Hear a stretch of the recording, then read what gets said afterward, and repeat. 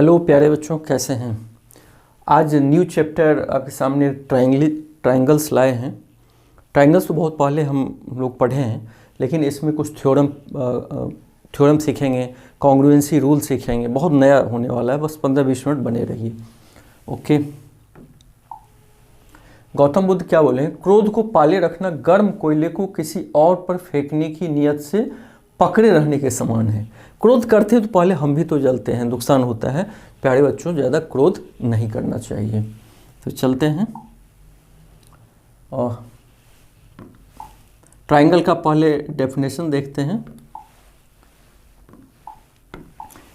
Triangle किसे कहते हैं? तो सोचिए आप लोग, ट्रायंगल प्यारे बच्चों क्या होता है। तो ऑलरेडी ट्रायंगल नाम ही ट्राई एंगल, तीन जिसमें एंगल हो। लेकिन पूरा डेफिनेशन देखिए। एक क्लोज्ड फिगर, ट्रायंगल क्या होता है? एक क्लोज्ड फिगर होता है, form by the three intersecting lines. Three intersecting lines मतलब एक लाइन ऐसे आया, एक ऐसे गया, तो इंटरसेक्ट किया। इंटरसेक्ट हम किसे कहते हैं? जैसे ये लाइन है, ये इंटरसेक्ट कर रहा है, थ्री इंटरसेक्टिंग लाइंस। ये लाइन फिर इस दोनों को इंटरसेक्ट कर रहा है, तो इसलिए बोला intersecting lines is called a triangle. तो ट्रायंगल में हमने क्या देखा? A triangle has three sides. एक ये साइड हुआ, माने ए बी बोलते हैं, side B C, side A C. A B side, B C side, B C और ए सी। एक चीज़ ध्यान रखना है प्यारे बच्चों, हम ए बी साइड बोलें या बी ए बोलें, एक ही बात हुआ। या बी सी साइड बोलें या साइड सी बी बोलें। A triangle has three angles.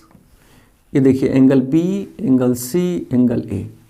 और एक चीज़ और ध्यान रखना है कि इस एंगल को, एंगल बी को तीन तरीके से हम लिख सकते हैं।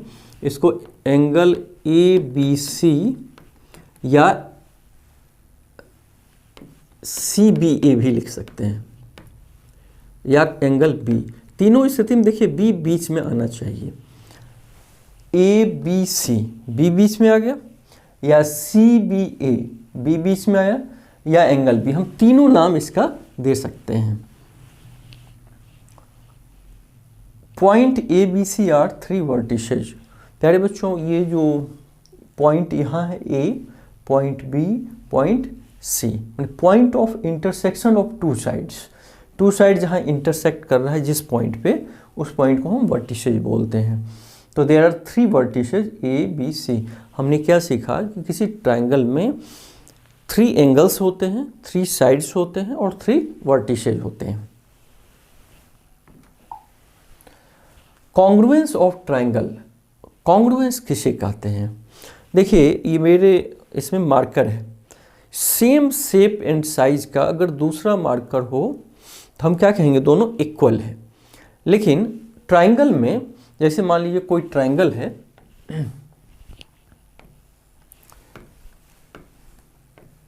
अगर इसको इस पे हम रखें और पूरा पूरा कवर कर ले, सेम शेप साइज हो, तो उसे हम कॉन्ग्रुएंट ट्रायंगल बोलेंगे। या दो सर्किल है, रेडियस इक्वल हो, तो दोनों को एक दूसरे पे हम बैठाएंगे, मान लीजिए ये हो, और सेम सपोज कीजिए 5 सेंटीमीटर इसका रेडियस है। एक दूसरा सर्किल है जिसका भी रेडियस 5 सेंटीमीटर, पूरा उठा के इस पे रखे, पूरा पूरा कवर कर ले, तो ये दोनों कॉन्ग्रुएंट सर्किल कहा जाएगा।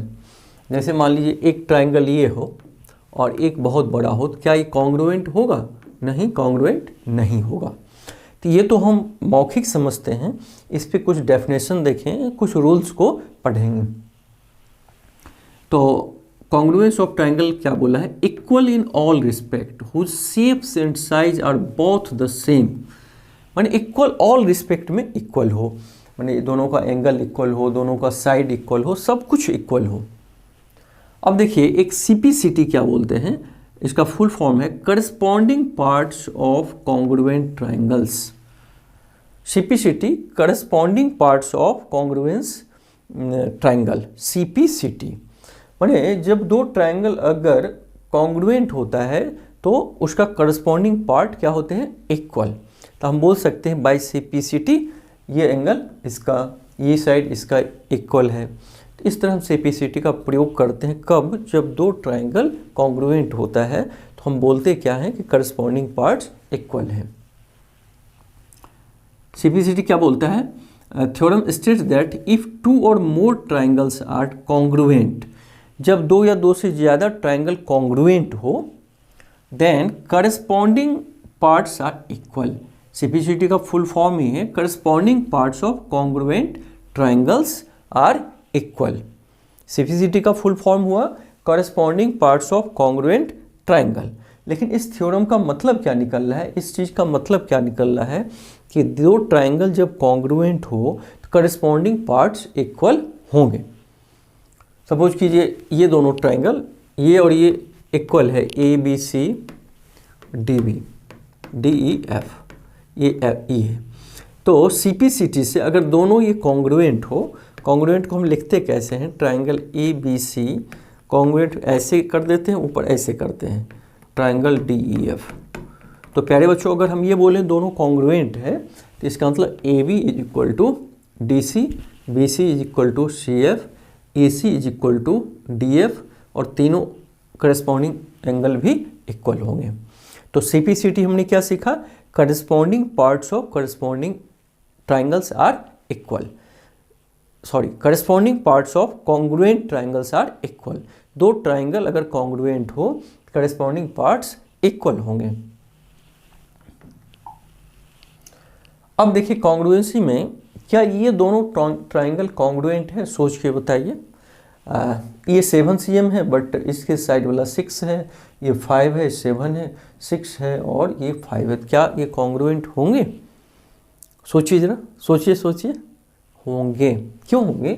कि इसको यदि हम घुमा दें ऐसे एंटी क्लॉकवाइज, ऐसे घुमा दें तो 7 नीचे आ जाएगा, 7 के बगल में राइट साइड 5 है, वो राइट में आ गया, 6 लेफ्ट है, 6 में आ गया। अब इसको हम जब बैठाएंगे, इस पर बैठेगा कि नहीं? एकदम सेम, उसका सारे ट्राइंगल एंगल और साइड इक्वल होंगे कि नहीं? फिर से समझिए, इसको थोड़ा सा ऐसे घुमा दीजिए तो ये नीचे आ जाएगा, ये साइड में चला जाएगा और ये इस साइड में आ जाएगा, तो कॉन्ग्रुएंट होंगे।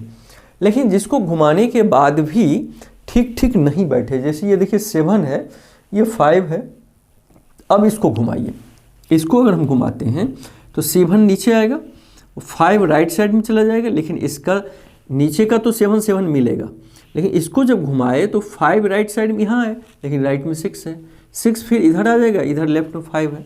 यानी इसको जब हम एंटी क्लॉकवाइज घुमाएंगे तब भी सेम इसका करस्पॉन्डिंग पार्ट्स जो है वो इक्वल नहीं हो रहा है, करस्पॉन्डिंग साइड्स इक्वल नहीं हो रहा है, तो ये दोनों कॉन्ग्रुएंट नहीं होगा। तो लेकिन इसको हम समझेंगे कैसे? जैसे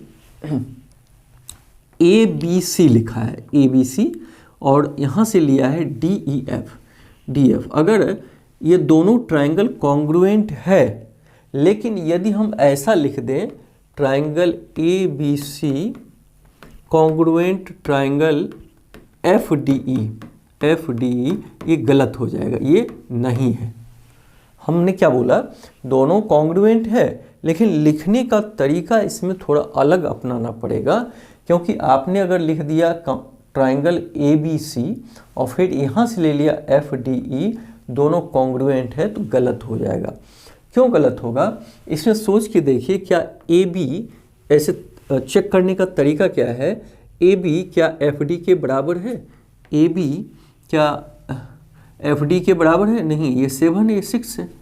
दूसरा यहाँ से फिर लीजिए, ये BC क्या DE के बराबर है? BC 5 है बट DE 7 है। तो इस तरीके से हम चेक कर सकते हैं ये दोनों कॉन्ग्रुएंट हैं, लेकिन किस तरीके से इसको हम लिखें कि दोनों ट्राइंगल कॉन्ग्रुएंस है, ये लिखना गलत हो गया। इसको लिखने का तरीका क्या है? Triangle ABC congruent triangle DEF लिखिए, DEF। अब इसमें चेक कीजिए AB DE के इक्वल है या नहीं। AB 7 है, DE 7 है, सही हो गया। फिर ऊपर से चलिए AC EF के इक्वल है कि नहीं, तो AC 6 है और EF भी कितना है? BC, ये BC कितना है? 5, और EF कितना है? E से F, ये भी 5 है। फिर A से C और D से F, तो AC कितना है? 6, और DF कितना है? DF भी 6 है। तो इस तरीके से अगर लिखेंगे इसका मतलब ये सही होगा। इसको ध्यान देना है कि दो ट्रायंगल अगर कॉन्ग्रुएंट है भी तो हम कैसे लिखें इसको। लेकिन ये दोनों तो कॉन्ग्रुएंट होगा ही नहीं, क्योंकि रोटेट करने के बाद भी ये एक दूसरे को कोइंसाइड नहीं करता है। और दो अगर ट्रायंगल कॉन्ग्रुएंट हो तो कैसे लिखेंगे ये भी देखिए। ये गलत हो जाएगा लिखना और ये सही हो जाएगा लिखना। चेक करने के लिए शुरू की ये दो ए बी डी के बराबर देख लेते हैं। ये बी सी ई एफ के बराबर और फर्स्ट और लास्ट ए सी फर्स्ट और लास्ट डी एफ के बराबर अगर हो रहा है तो इसका मतलब दोनों कॉन्ग्रुएंट होंगे।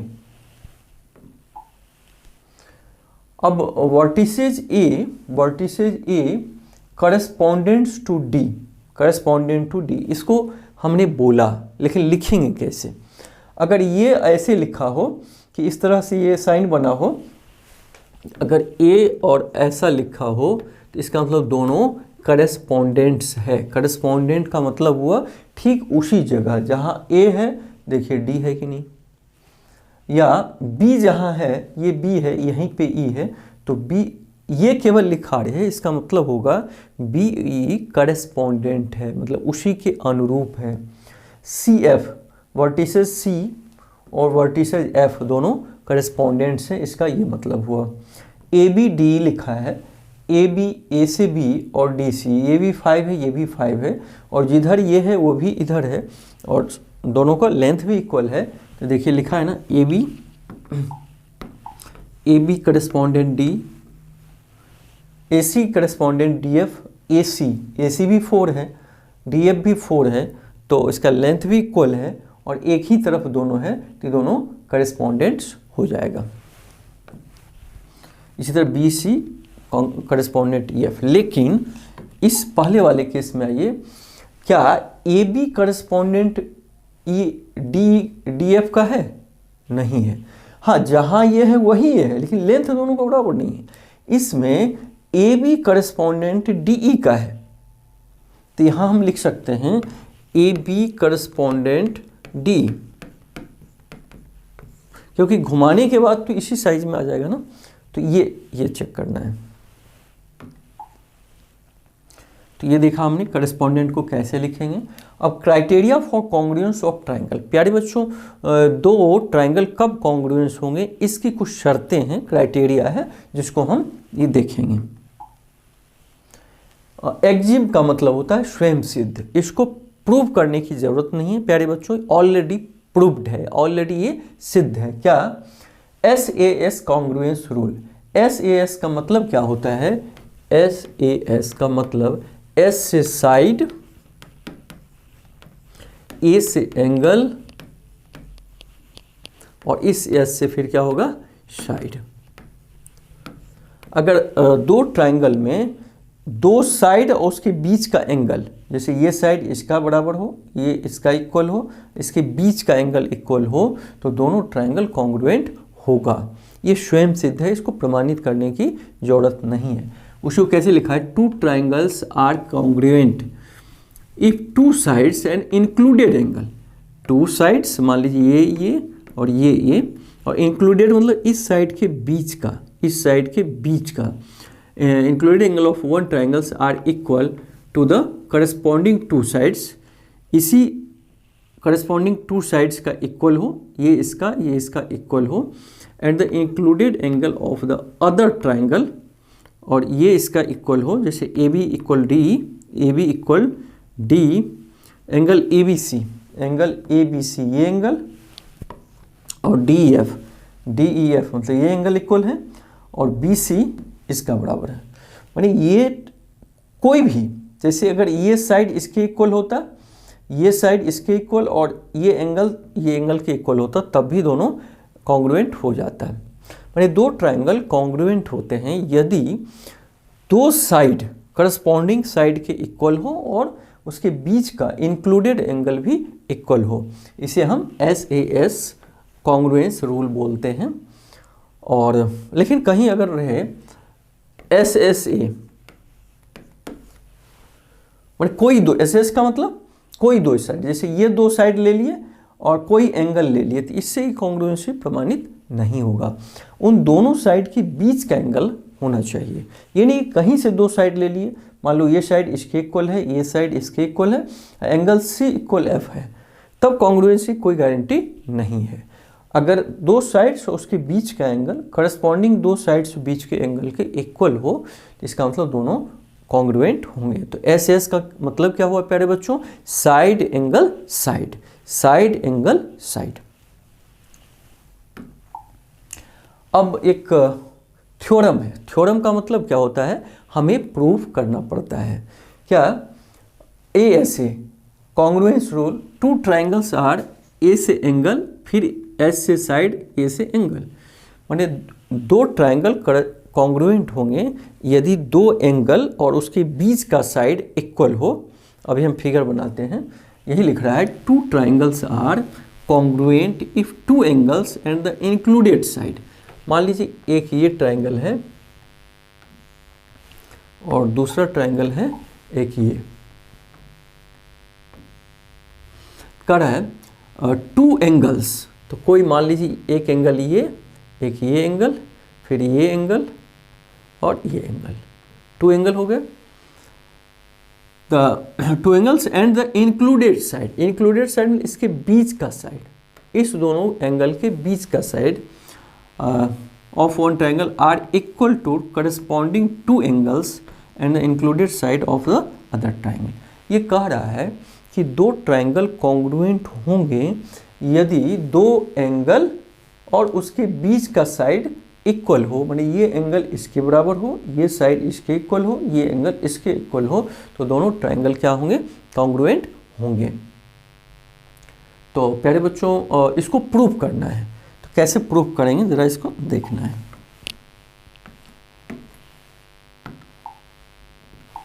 नाम दे दीजिए ए बी सी, सॉरी सी, इसका नाम डी दीजिए,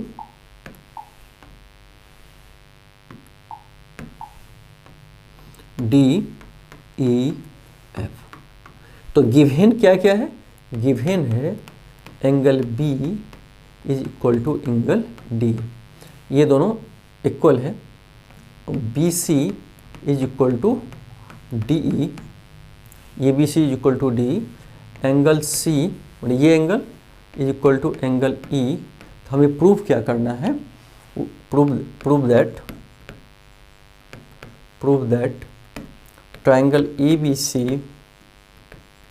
congruent triangle F D E, ये हमें प्रमाणित करना है। तो प्रमाणित करने के लिए शुरू में हमने एक एक्जिम देखा था, वो क्या था कि दो साइड और बीच का एंगल अगर इक्वल हो, तो मान लीजिए लेट, इसे मान लीजिए let A B is equal to D F, let A B is equal to D F, ये हमने मान लिया। अच्छा, angle B is equal to angle B is equal to D, angle D दिया हुआ है, angle B is equal to angle D ये दिया हुआ है, और B C is equal to D ये भी दिया हुआ है। तो देखिए ये साइड इसके बराबर, ये एंगल इसके बराबर, ये साइड इसके बराबर, तो एस ए एस से दोनों क्या होंगे? कॉन्ग्रुएंट होंगे। तो therefore triangle A B C triangle F D E से ये कॉन्ग्रुएंट होगा। कॉन्ग्रुएंट किससे? एस ए एस, माने ये साइड इसके बीच का एंगल, ये साइड इस साइड के इक्वल है। लेकिन आप पूछ सकते हो कि सर हम A B is equal to D F क्यों माने? अगर ना हो तो क्या केवल ये दो एंगल और बीच के साइड से दोनों कॉन्ग्रुएंट होगा या नहीं? तो देखिए दो स्थिति बनेगी कि इस ट्राइंगल में या तो ए बी बराबर डी एफ होगा, तो होगा तब तो आराम से हम कॉन्ग्रुएंसी प्रूव कर सकते हैं, और या तो नहीं होगा। मान लेते हैं हम कि ए बी बड़ा है डी एफ से, A B is equal to D F, यही दो कंडीशन हो सकता है, या दोनों बराबर हो या एक दूसरे के बराबर न हो, माने ये बड़ा हो ये छोटा हो, या ये छोटा हो बड़ा हो। तो दूसरा कंडीशन पे हम विचार करते हैं। तो ये बड़ा है, तो इस स्थिति में हमने ले लिया कि डी एफ के बराबर, मान लीजिए यहाँ से यहाँ ए एम हमने काट लिया, तो we take B M is equal to D F. ये दोनों बराबर नहीं था, ये बड़ा है, तो यहाँ पॉइंट एक लिए जो डी एम और डी एफ के बराबर हो। बी एम, बी से एम और डी से एफ, ये तो हो सकता है, इसके बराबर हम इसमें काट सकते हैं। सेकंड कंडीशन पे विचार करते हैं और इसको इससे हम ऐसे मिला दिए। तो अब देखिए ट्राइंगल एम बी सी और ट्राइंगल एफ डी ई, इस पे विचार कीजिए। अब ये छोटा ट्राइंगल, ये छोटा ट्राइंगल, हमने क्या माना, M B is equal to D F, हमने लिया ही B M is equal to D F, और angle B is equal to angle D already given है, angle B is equal to D, और B C is equal to D given है, B C is equal to D F given है। इसका मतलब ये दोनों triangle आपस में क्या होंगे, कॉन्ग्रुएंस होंगे। Therefore M B C congruence triangle F D E. ठीक है, अब ये जब दोनों कॉन्ग्रुएंट होंगे तो कौन कौन ट्राइंगल, ये छोटा वाला, ये दोनों कॉन्ग्रुएंट अगर होगा तो क्या स्थिति पैदा होगा, कॉन्ग्रुएंट होगा, तो angle M C B is equal to angle F E D, angle F E D. लेकिन एंगल एफ ई डी मानी ये एंगल बराबर ये पूरा angle, angle A C B दिया हुआ है, angle A C B already हम शुरू में देखे थे, ये बड़ा वाला एंगल, ये पूरा एंगल इक्वल था, तो राइट साइड इक्वल हो रहा है, तो इसका मतलब लेफ्ट साइड इक्वल होना चाहिए। Therefore angle M C B is angle A C B, right side equal है तो लेफ्ट इक्वल, एक ऑलरेडी दिया था, एक में हमने कॉन्ग्रुएंसी से प्रूव किया है, तो ये दोनों इक्वल होना चाहिए। माने एम सी बी मतलब ये एंगल और ए सी बी ये पूरा, तो क्या अब आप सोचिए ये छोटा एंगल क्या ये बड़ा एंगल के इक्वल होगा, नहीं होगा। लेकिन हमने जब एम बी को डी एफ के बराबर माना तो ये स्थिति पैदा हो गया। इसका मतलब ये मानना हमारा गलत था, मतलब ये ए बी बड़ा है डी एफ से, ये जो माना इससे गलत रिजल्ट आ गया, ये आश्चर्यजनक रिजल्ट आ गया कि एक छोटा एंगल कह रहा है बड़ा एंगल के इक्वल होगा। इसका मतलब ये मानना गलत था और ये संभव वही होगा कि ए बी और डी एफ भी आपस में बराबर है, पॉइंट ए कोइंसाइड एफ को कर रहा है। तो जब बराबर है तो पहले वाला कंडीशन वो लागू होगा, दूसरा कंडीशन लिए तो ये गलत रिजल्ट आ गया, तो इसका मतलब ये जब लागू होगा तो ऑलरेडी कॉन्ग्रुएंसी हमारा प्रूफ हो गया। इसका मतलब ये सही हमें हुआ कि दो ट्राइंगल में यदि दो एंगल और बीच के कोई साइड इक्वल हो, बीच के साइड इक्वल हो तो दोनों कॉन्ग्रुएंट होंगे। इसमें प्यारे बच्चों और एक चीज़ देखना है थोड़ा सा, तो ये थ्योरम तो प्रूफ हो गया, लेकिन थोड़ा एक चीज़ और देखिए। अभी हमने सीखा कि दो ट्राइंगल में सपोज कीजिए ये एंगल इक्वल है, ये एंगल इक्वल, ये साइड, अर्थात ए एस ए से दोनों कॉन्ग्रुएंट होगा, ये तो प्रूफ हो गया। लेकिन अगर मान लो ये एंगल दिया हो और ये एंगल इक्वल इस एंगल का दिया हो और ये नहीं दिया हो और ये साइड बराबर इसका हो, मतलब ए एस, क्या ए एस से होगा दो ट्राइंगल कॉन्ग्रुएंट? मतलब ये एंगल इसका है बराबर, ये एंगल इसका बराबर है और साइड उसके बीच का नहीं है, साइड यहाँ है, क्या इससे दोनों कॉन्ग्रुएंट होगा? सोचिए, तो हो जाएगा, क्योंकि दो ट्राइंगल में यदि दो एंगल बराबर है तो रिमेनिंग एंगल के इक्वल होगा ही, क्योंकि तीनों का सम 180 है, तो ये इक्वल इसका, ये इक्वल इसका, तो ये तो रिमेनिंग का इक्वल होगा ही, तो ये इसका इक्वल हो जाएगा।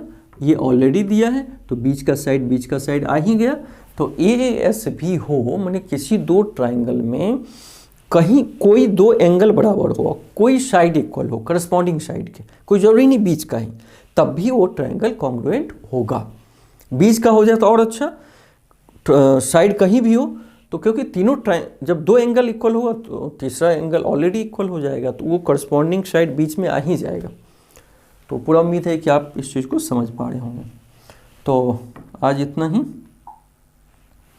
तो मिलके बहुत अच्छा लगा। इसमें अभी बहुत कुछ अभी सीखना है प्यारे बच्चों।